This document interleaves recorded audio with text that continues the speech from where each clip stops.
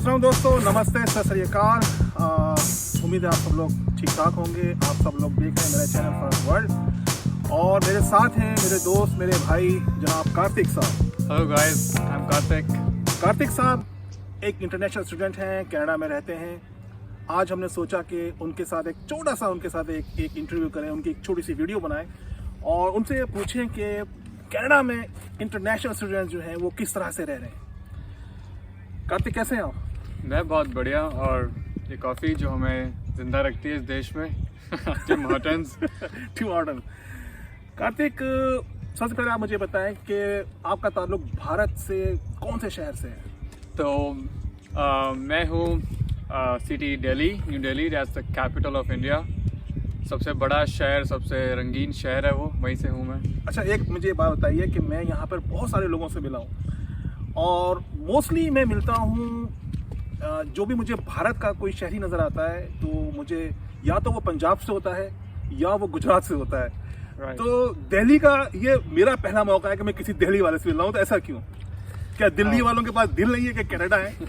नहीं, दिल्ली वाले लोग अक्सर कुछ गिने चुने लोगों से ही बात करते हैं। दैट्स व्हाई मैंने बहुत सारे, मैंने जितने भी यहाँ पे लोग देखे, उत्तर प्रदेश से बहुत कम मैंने लोगों को पाया यहाँ पे। तो क्या रुझान नहीं है वहाँ पे कि भारत से बाहर निकल कर तालीम हासिल करें या आगे जाएं, या क्या उनके ज़्यादातर पुराने ज़माने से यहाँ पंजाब से लोग आ रखे हैं, तो उन्हीं की आगे फैमिलीज कैरी फॉरवर्ड हो रही है इधर। सो इस करके थोड़े पंजाब से एंड इस साइड से लोग ज़्यादा है एंड न्यू दिल्ली के कम लोग दिखेंगे। न्यू दिल्ली, मुंबई, इन शहरों के लोग थोड़े कम नजर आते हैं। कहाँ जाते हैं फिर वो लोग? ज़्यादातर वो यूएस जाना या ऑस्ट्रेलिया जाना प्रेफर करते हैं, बट यार कनाडा में ज़्यादातर पंजाब और गुजरात से लोग आ रहे हैं। तो कार्तिक, मुझे आप बताइए कि ये कैसे आपके दिमाग में ख्याल आया कि मैं कनाडा जाऊंगा और मैं स्टडी करूंगा? इत्तेफाक से हुआ ये सब कि प्लान तो यूएस जाने का ही था शुरू से। अच्छा। बट एडमिशन वहाँ हुआ नहीं यूनिवर्सिटी में, सो जल्दी में बस कनाडा करवा दिया एंड या।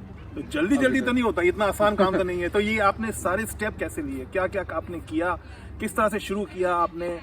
आईलेट्स किया और किस कोर्स में आपने एडमिशन लिया? ये क्या अपना सारा प्री प्लान था, क्या था? ओके, सो ये शुरू ऐसे हुआ कि जब मैं अपना ग्रेजुएशन कर रहा था न्यू दिल्ली में, अब मैं बीबीए कर रहा था, तो तब दिमाग में आया कि अब जरा बाहर जाके पढ़ते हैं, थोड़ा बाहर का एक्सपोजर लेते हैं, नॉर्थ अमेरिका। दिमाग में आया आपके? या दिमाग में कैसे आया? बाहर थोड़ा जाएंगे, पढ़ेंगे, मस्ती करेंगे। अच्छा। नए शहर में खुद रहेंगे, मस्ती करने आए? या मस्ती तो यहाँ का पार्ट है, चलता ही रहेगा। अच्छा। इसके बिना लाइफ अधूरी है इधर। ओके। तो इस करके प्लान बना यूएस जाने का, बट फिर एडमिशन की कुछ प्रॉब्लम्स होने लगी। क्या प्रॉब्लम होने लगी? प्रॉब्लम्स ये लगी कि वो, मतलब मेरा कॉमर्स बैकग्राउंड था। अच्छा। एंड उनको चाहिए था कोई साइंस बैकग्राउंड वाला। ओके। सो इस करके यूएस नहीं हो पाया। कनाडा में जाना इजी था, फीस 3 टाइम्स कम थी। ओह, यूएस से कम थी? या सो कैनेडियन डॉलर्स में कुछ $15,000 फीस थी इधर एंड यूएस में वही सेम $50,000। अच्छा। सो इसलिए कनाडा का प्लान स्विच करा कि पैसे भी सही लग रहे हैं एंड जाना आसान, एडमिशन भी, और ऑफ कोर्स कंट्री यूएस से बेटर ही चल रही है, तो इसलिए यहाँ का प्लान बना। तो आपने क्या किया? आपने आईलेट्स तो किया? इसके लिए अपनी ग्रेजुएशन के बाद मैंने आइल्स दिया। I got like 7.5 in IELTS. That's good. या फिर यहाँ पे आए, एक शहर में आया मैं इधर किचनर। तो आपने आईलेट्स किया, उसके बाद आपने किस तरह से अप्लाई किया? इनके क्या स्टेप था वो? तो जैसे आप अपना ग्रेजुएशन करो एंड अपना आइल्स देते हो, देन हमें एक कंसल्टेंट के टच में जाना होता है। मेरा कंसल्टेंट गुजरात से था बाय चांस गुजरात से कंसल्टेंट था मेरा। सो उस काउंसलर के थ्रू उस एडमिशन हुआ, उसने मेरी एप्लीकेशन डाली, मेरी फाइल डाली, मेरा वीज़ा लगवाया एंड अनफॉर्चुनेटली मेरा वीज़ा रिजेक्ट हो गया था पहली बारी में। क्यों? क्या रीजन दिया उन्होंने? मेरे काउंसलर ने एक डॉक्यूमेंट कम डाला था। ओह, दैट्स उनकी प्रॉब्लम। या तो मेरे काउंसलर ने एक डॉक्यूमेंट डालना होता है, SOP कहते हैं उसे। अच्छा। वो नहीं डाला, तो इस करके मेरा वीज़ा रिजेक्ट हो गया। अच्छा। मेरा बहुत स्ट्रेस हुआ कि अच्छा खासा पढ़ाई लिखाई हो गया, एडमिशन मिल गया, बट फिर भी वीज़ा रिजेक्ट, बहुत शॉक लगा रात को। बट देन एनीवे उसके बाद दोबारा फाइल डाली, जो डॉक्यूमेंट कम था उसको फिर से डाला and then it went good and फिर एडमिशन हो गया फाइनली। तो जब आपका एडमिशन हो गया तो आपको लेटर आया कोई? या फिर मुझे यूनिवर्सिटी से लेटर आया कि आप आ जाओ एंड तो आपने जब आप भारत में थे और आपने कितने पैसे भेजे थे यहाँ पे एडमिशन के लिए? ओके तो एडमिशन के लिए हमें पूरी फीस पहले देनी होती है, कितनी भेजी? विच वॉज $15,000 $15,000 ओके उसी वक्त भेजी एंड तब यहाँ पे आ सकते बिग अमाउंट। या that's a big amount. But किस्मत कुछ ऐसी थी कि काफ़ी रंगीन, वैसे मेरी शुरू से ज़िंदगी काफ़ी रंगीन रही है इधर। मैं ज़रा बताता हूँ वो कैसे। अच्छा मेरा वीज़ा रिजेक्ट हो गया अच्छा एंड देन हमने फिर से फाइल डाली। अच्छा तो मेरी यूनिवर्सिटी से मुझे आया कि आप 10 जनवरी तक आ सकते हो। 2019 की बात है जब मैं आया था। अगर आप 10 तारीख तक आ जाओगे तो ठीक है, नहीं तो आने की जरूरत नहीं, घर पे रहो भाई। राइट। अच्छा। मेरा वीज़ा हो गया रिजेक्ट। अच्छा अच्छा फिर मेरे काउंसिल ने फिर से वीज़ा डाला अच्छा। एंड मेरा वीज़ा आया 8 तारीख को।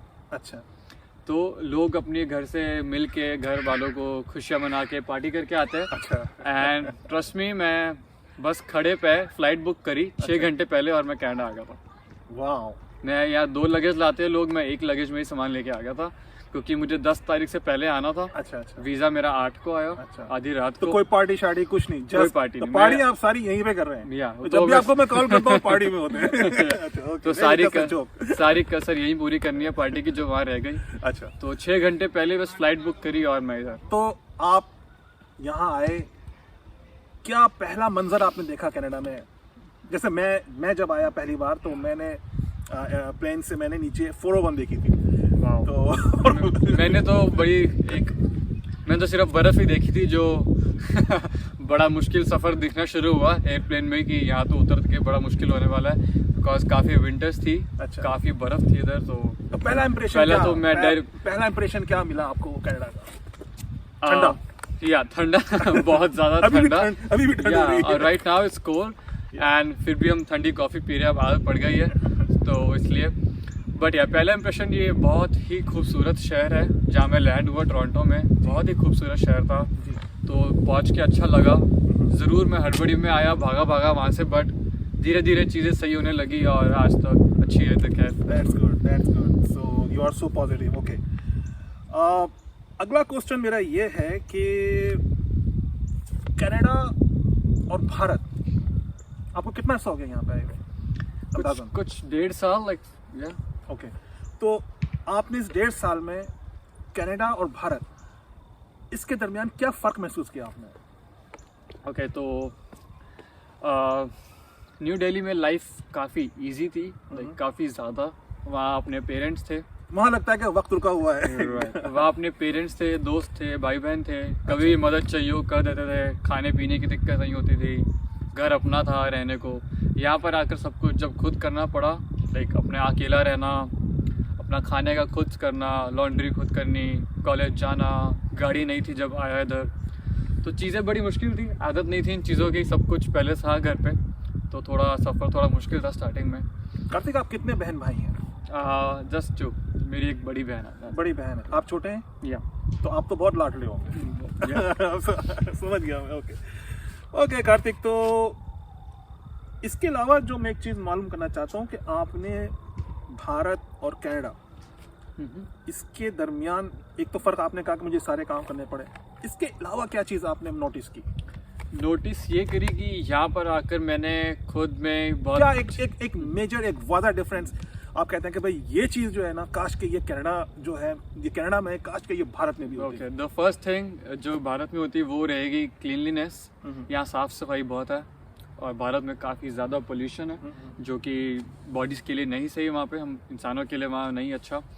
तो पहली चीज़ तो ये कि सब कुछ बहुत क्लीन, बहुत साफ और बहुत सुंदर है इधर, जो कि भारत हो या और भी कोई देश हो, पाकिस्तान हो, भारत हो, कुछ कोई और भी देश हो, हर चीज़, हर कंट्री साफ़ होनी चाहिए। पहली चीज़, जहाँ पोल्यूशन कम हो, that's the main thing. Kartik, मैं यहाँ पर जब आया और मैं अपना एक्सपीरियंस थोड़ा सा शेयर करूँ आपसे, तो जो चीज़, क्योंकि मैंने भारत भी देखा है, पाकिस्तान में मैं पैदा हुआ हूँ, नेपाल में मैं घूमा हूँ, और जो इस तरह के हमारे जो साउथ एशियन कंट्रीज़ हैं मोस्टली मैंने देखा उनको।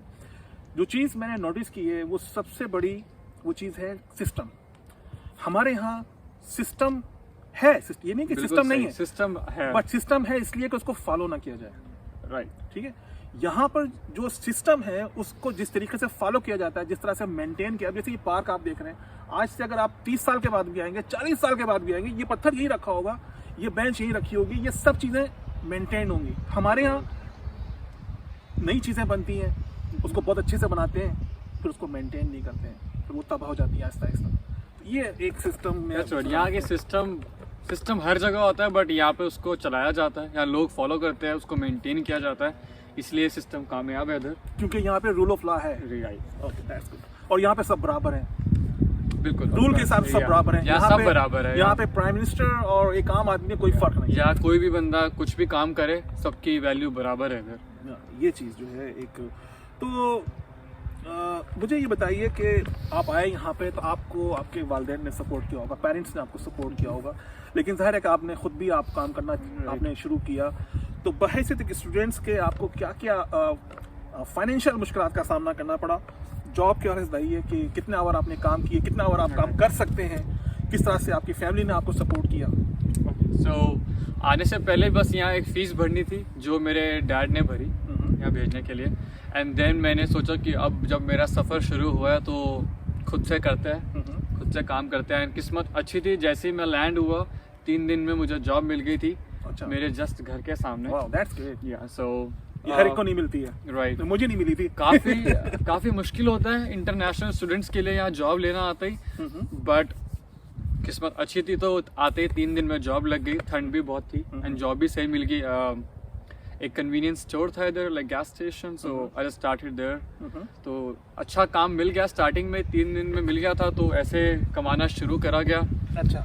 धीरे धीरे यहाँ लोगों से मिलना शुरू हुआ, कॉन्टैक्ट्स बने, लोगों से मुलाकात करी, और तो चीज़ें पता चली इस देश के बारे में, इस शहर के बारे में, कैसे रहन सहन मेरा सुधरा, थोड़ा पैसे भी इकट्ठे होने शुरू हो गए। आप खुद भी सुधरे?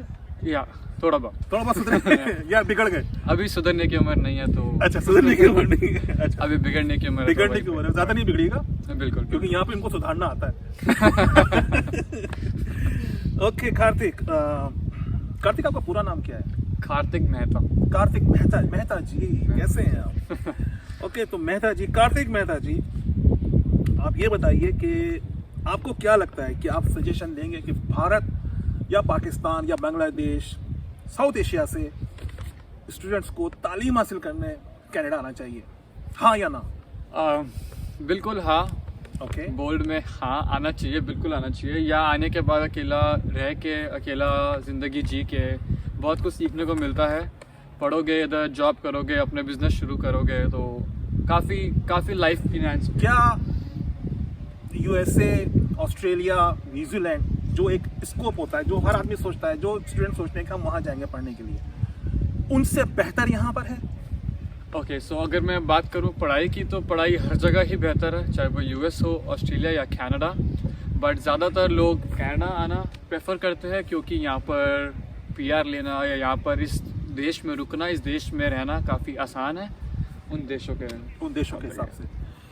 तो आप बता रहे थे अपनी जॉब के हवाले से, फाइनेंशियल मैटर के हवाले से, आपने अपने पेरेंट की सपोर्ट कब तक ली, कब तक ले रहे हैं, और आप खुद क्या कर रहे हैं, और आप किस तरह से अपनी ज़िंदगी को यहाँ पे गुजार रहे हैं? पार्टियाँ किस तरह कर रहे हैं, उनके पैसे कौन दे रहा है? नहीं, पार्टियाँ सब मेरे पैसों से होती है, उनके अपने डैड से नहीं मांगे जाते। अच्छा। वो सब अपना तो है। कार्तिक के डैड सुन लें कि ये पार्टी अपने पैसों से कर रहे हैं, और वो चलती रहेगी आज भी और आने वाले 5 साल तक। आपके डैड सुन रहे हैं? कोई बात, वो जानते हैं मुझे, तो उन्हें पता है मैं पार्टी इधर करूंगा जब आया हूँ तो। अच्छा। तो ऐसे जब जॉब लग जाती है इधर, तो अपने खर्चे पूरे होने शुरू हो जाते हैं, बिकॉज मेरे ज़्यादा खर्चे नहीं थे जब मैं इधर आया। खर्चे कब बढ़े, जब आपकी गर्लफ्रेंड बनी? नहीं, खर्चे तब बढ़े जब अपनी गाड़ी ले ली और जब मैं बड़े शहर में मूव हुआ। अच्छा। तो तब मेरे खर्चे बढ़े, बट खर्चे इतने नहीं होते, तो जॉब से हो जाता है पूरा, कोई इतनी मुसीबत नहीं होती। इतनी मुसीबत नहीं है, यानी कि पेरेंट्स को आप ज़्यादा तंग नहीं कर रहे हैं? पेरेंट्स आपके क्या करते हैं भारत में? तो मेरे पेरेंट्स, मेरे डैड बिजनेस करते हैं जूतों का, तो उनका दिल्ली में पूरा बिजनेस है। आज से 25 साल से, या फुटवेयर, लाइक 25 साल से वही चल रहा है। That's good. तो यानी कि अगर मैं कभी इंडिया गया तो मुझे फ्री में जूता मिल जाएगा? बिल्कुल। आपको जूते तो नहीं पड़ेंगे? नहीं। जो वीडियो सुन रहे हैं उनको भी जरूर मिलेंगे। अच्छा, वाह। क्योंकि वो हमारे फरद भाई के चैनल पे आया, तो ये उनके लिए भी तोहफा। मुझे दोस्तों मेरे छोटे भाई की तरह हैं, और मुझे सबसे अच्छी बात लगी है कि मुझे ये भैया बोलते हैं, फरहद भैया बोलते हैं, तो मुझे बहुत अच्छा लगता है जब भी ये बोलते हैं। ओके, तो दोस्तों इनसे मज़ीद सवाल करते हैं, आप यहाँ क्या पढ़ने आए थे? ओके, तो मैं यहाँ पर मार्केटिंग का कोर्स करने आया था, पोस्ट ग्रेजुएशन मतलब मास्टर्स लेवल पे मैं अपना मार्केटिंग का कोर्स करने आया था, और वो मेरी पढ़ाई अभी कुछ 3 महीने पहले ही ख़त्म हुई है। तो या तो आपने बताया था कि आपने सोशल मीडिया पढ़ा है, राइट। और सोशल मीडिया जो है ये आजकल का हॉट टॉपिक है। तो ये आखिर social media in the beginning like मुझसे किसी ने कहा कि ये सीखो या पढ़ो, तो मुझे लगा कि ये तो यूट्यूब है या ये क्या है, ये मतलब ज़्यादा मैंने उसको इम्पोर्टेंस नहीं दी थी। आज से कुछ साल पहले की बात है। ओके, तो अब बाकायदा सोशल मीडिया पे कोर्सेज हैं और उनको कोर्स लोग बाकायदा पढ़ते हैं, तो उसका क्या स्कोप है? आपने पढ़ा, आपको उसका क्या फ़ायदा हुआ, और सोशल मीडिया से हम किस तरह से, आपने कहा मार्केटिंग, तो हम किस तरह से फ़ायदा उठा सकते हैं?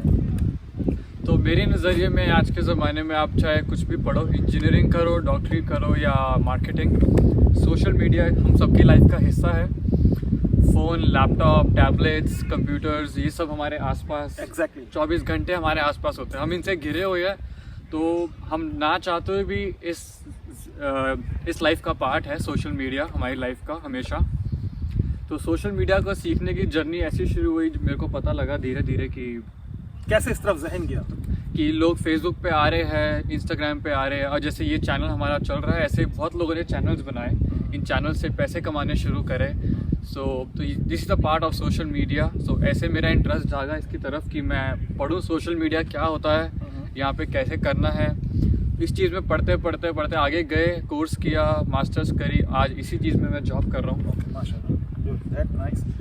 तो यानी मेरा एक सवाल ये है कि जैसे आपने भी अभी जिक्र किया है कि एक आम जो लोग हैं वो जानना चाहते हैं कि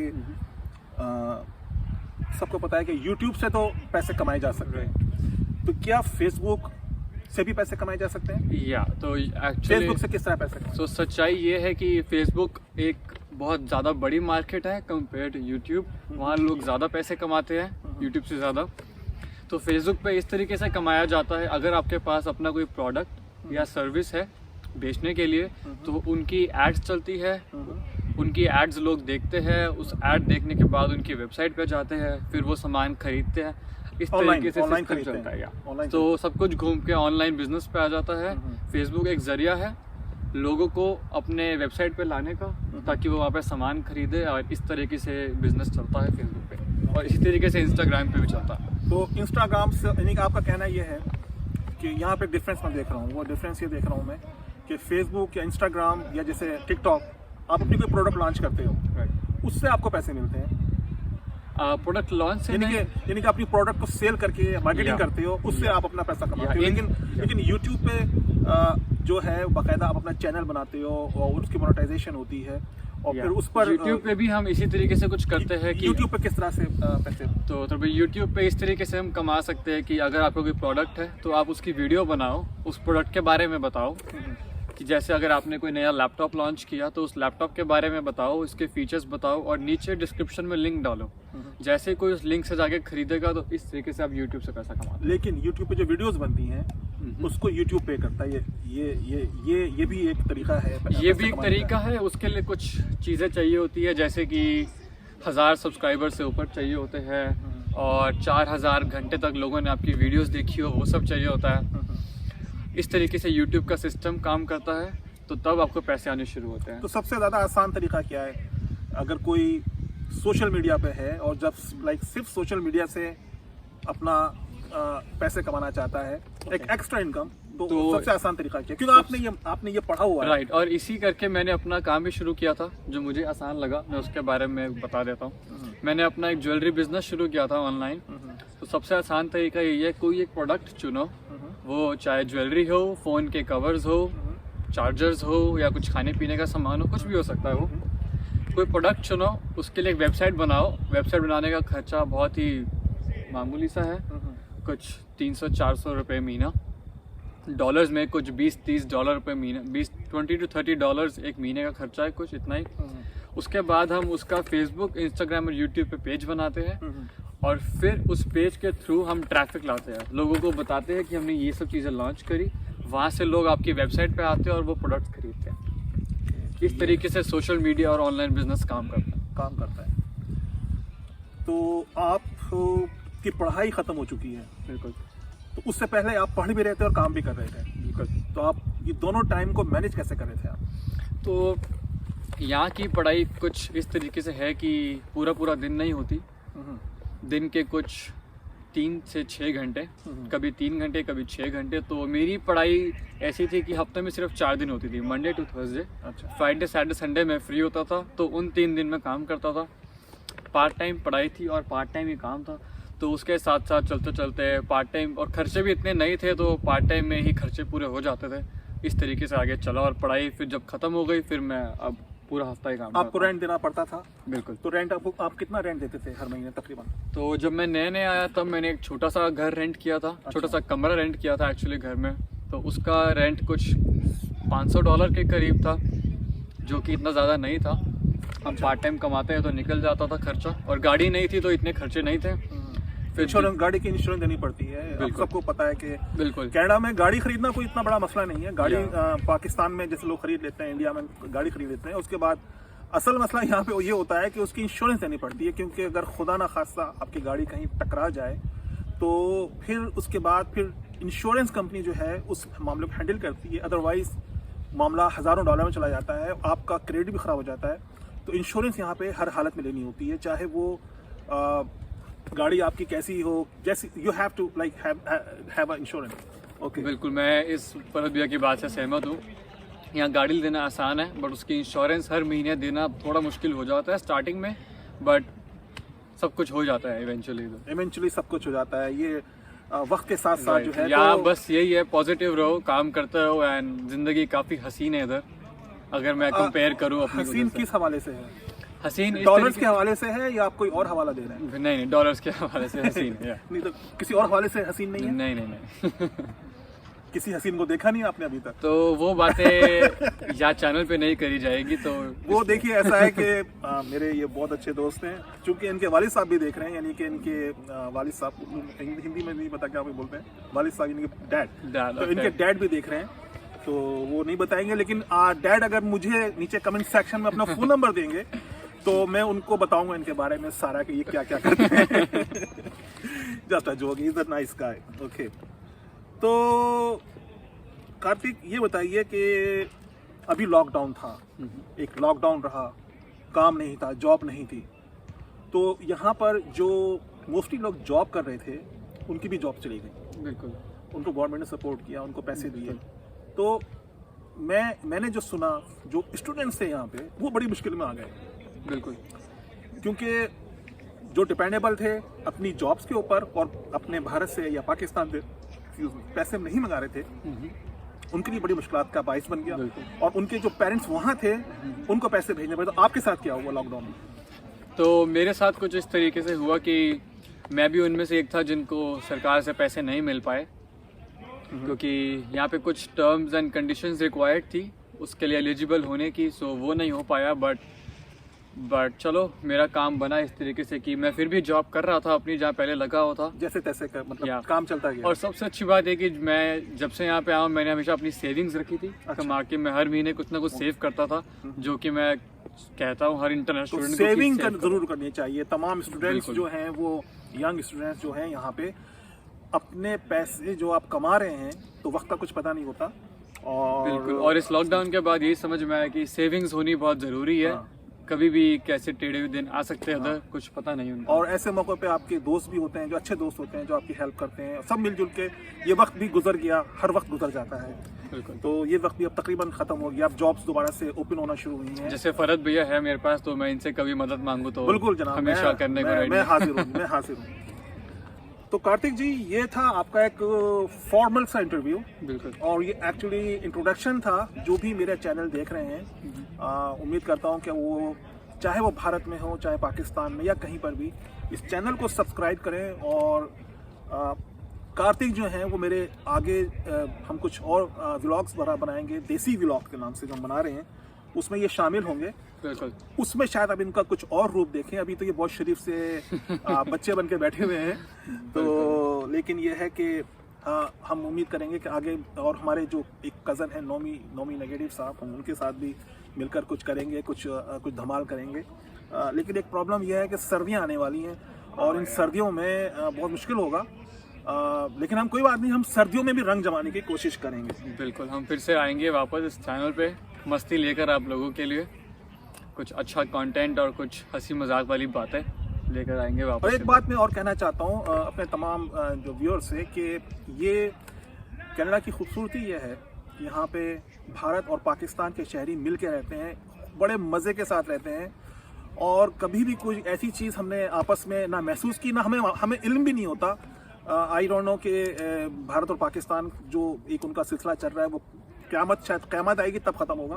तो यहाँ पर हम सब बराबर हैं, यहाँ पर हम सब एक ही दूसरे को एक मतलब नज़रिए से देखते हैं, एक दूसरे के त्यौहार में शरीक होते हैं। और यहाँ पे जो म्यूज़िक कंसर्ट्स होते हैं, मैं बताऊँ आपको कि मैंने आतिफ असलम साहब और सुनिधि चौहान के यहाँ पे कंसर्ट हुए और नेहा कक्कड़ और आतिफ असलम आए, तो मैंने देखा कि सब उसमें शामिल हैं, सब बैठे हुए हैं, सब इंजॉय कर रहे हैं। तो हमारा कल्चर एक है, हम एक हैं, हम सदियों से एक थे, तो हमें चाहिए कि हम। और मैंने भी यहाँ पर आकर ये फील किया कि यहाँ मैं इंडियन फूड से ज़्यादा पाकिस्तानी फूड खाता हूँ इधर, मुझे वो ज़्यादा अच्छा लगता है खाने में। सो यहाँ पर हम सब बराबर है, एक जैसे है, भाई बहन है सारे। तो इस देश की खूबसूरती है इधर की हम सब मिलकर। और सिर्फ ये इंडियन पाकिस्तानी नहीं, मैं एक बात बताऊँ आपको, जितनी भी कौमियतें यहाँ पर हैं, चाहे वो उनका ताल्लुक कहीं से भी है, वो सब मिलकर मोहब्बत के साथ रह रही हैं, क्योंकि ये कनाडा की खूबसूरती, कनाडा ने इन सब को एक मोहब्बत की लड़ी में पिरो दिया है। और हमें चाहिए कि हम अपने देशों में जहाँ रहते हैं, पीछे रहते हैं, हम पता नहीं क्या क्या चीज़ें लेकर बैठे होते हैं, लेकिन हमें उन चीज़ों को ख़त्म करना चाहिए और आगे की तरफ बढ़ना चाहिए। एक आखिरी सवाल मैं आपसे करना चाहता हूँ, जो मैं आपसे बात कर रहा था भारत और पाकिस्तान के हवाले से। तो आपने कहा कि जो यंग जनरेशन है भारत की, और वो उनको इतना ज़्यादा वो इस तरफ नहीं है कि भारत और पाकिस्तान में क्या टेंशन चल रही है। बिल्कुल, जहाँ तक मैंने देखा है अपने दोस्तों में और इधर आके भी, हमारे लिए हम सब बराबर है, चाहे वो पाकिस्तान से हो, बांग्लादेश से हो या और भी किसी कंट्री से हो, हमारे लिए हम सब बराबर है। एक उम्र के दोस्त, हम सब क्लास में पढ़ते थे इकट्ठे, हर जगह से लोग थे मेरी क्लास में, श्रीलंका से, ऑस्ट्रेलिया से, न्यूजीलैंड से। तो हम सारे लोग एक साथ पढ़ते थे, तो हम सारे दोस्त हैं, आज भी दोस्त हैं। तो हमने कभी ये सोचा नहीं कि कहाँ से है और क्या करते हैं। ये कमाल है सोशल मीडिया का कि सोशल मीडिया ने पूरी दुनिया को, हम कहते हैं ग्लोबल विलेज है, लेकिन ग्लोबल विलेज एक्चुअली उससे भी ज़्यादा आगे जाके बन चुकी है। बिल्कुल, क्योंकि हम लोग जब आपस में एक दूसरे से बात करते हैं तो हमें अंदाज़ा होता है कि हम एक दूसरे के लिए क्या मोहब्बत और क्या जज्बात रखते हैं। तो दोस्तों, हमारा जो ये छोटा सा एक इंटरव्यू था हमारे भाई का, वो यहाँ ख़त्म हो गया है और हम उम्मीद करते हैं कि ये हमारे साथ आगे भी आएंगे और इनके साथ हम मिलकर धमाल करेंगे। वैसे मैं इनकी पार्टियों में नहीं जा सकता हूँ क्योंकि नहीं बिल्कुल, पर को जल्दी अपनी पार्टी पे बुलाएंगे हम। ओके, क्योंकि कुछ पर्दा रहे तो रहे। इजाज़त दीजिए, खुदा हाफिज़, नमस्ते।